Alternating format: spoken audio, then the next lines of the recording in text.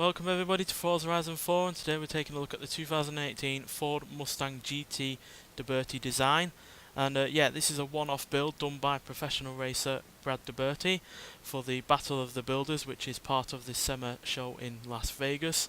And yeah, he's done plenty of extras on this car to make it a really powerful and really good handling vehicle. So yeah, he's lowered the suspension, put a wide body kit on it, which is primarily for the really rather wide rear tyres, which are far wider than the standard version. It's got a Roush supercharger, it's got a performance baller exhaust, custom independent rear suspension, adjustable struts and springs, Ford performance brakes, it's got a custom bonnet and custom grille, as well as a new rear wing, new headlights and new tail lights. So yeah, quite extensive upgrades there. It's also got thicker rear windscreen glass as well, because he's put in quite a rather large sound system in the vehicle, which he was so afraid that it'd actually blow the glass out the back that he actually had to make it thicker. And as you can see, there's a bit of a extra roll cage in the back, which has replaced the rear seats. So not quite as practical as the standard version in terms of passengers, but you still got a rear boot, so yeah, you can still at least carry things with this car. But this car's all about performance and handling. So yeah, let's have a look under the bonnet. So yeah, obviously it's got that Roush supercharger, but it's attached to the standard 5-litre V8 engine, but it now produces 750 horsepower and 653 pounds-feet of torque. That's a huge amount of horsepower over the standard version. Sorry, and yeah, that's actually more powerful than a Hellcat by 43 horsepower. So yeah, pretty formidable amount of power, and even though it does weigh about 100 pounds more than the standard version, all that extra power just really makes that non-negotiable. Really doesn't matter about an extra 100 pounds when you got more than 250 horsepower more. And yeah, this is obviously quite a lot lighter than the likes of a Hellcat or even a Demon. So yeah, its power is not going to waste like on those cars that weigh more than 4,000 pounds. But nonetheless, let's get out there and see what it can do.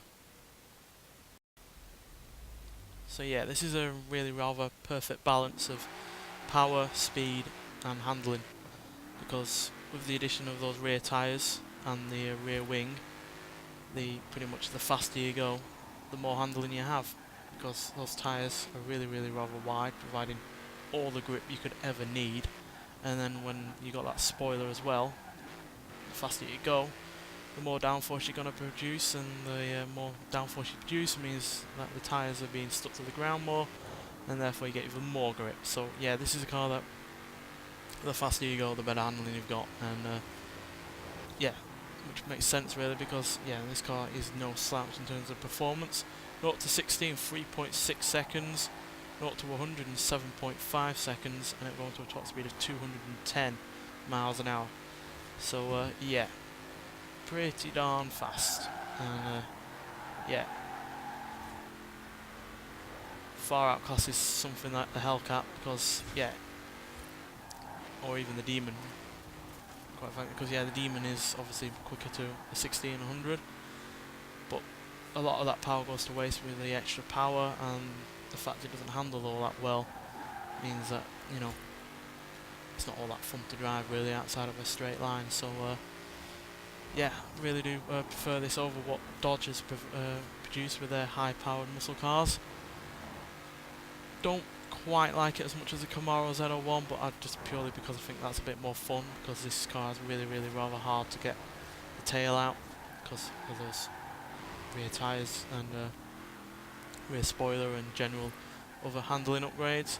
But yeah, outside of that, it's a cracking vehicle, and yeah, for a one-off, there's a hell of a lot of thought that's gone into this, and it's really paid off, because there's not many cars out here that perform like this does.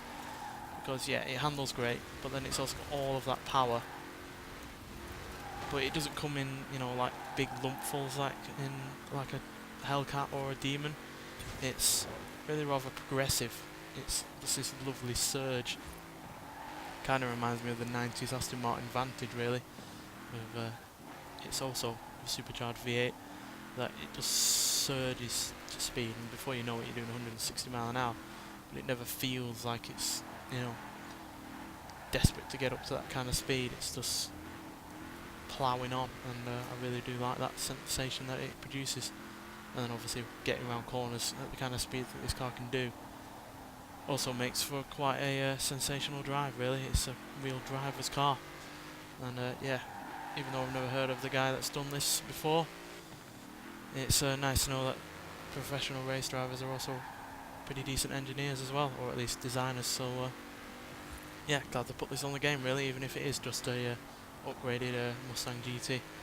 Though if they were going to ever put a upgraded Mustang GT on, I'd really rather like the 50th anniversary for Bullet that they produced as well, because they produced a Mustang GT honouring the Bullet film, and yeah, that's got a little bit extra horsepower, a few extras, as well as that well and truly famous green paint.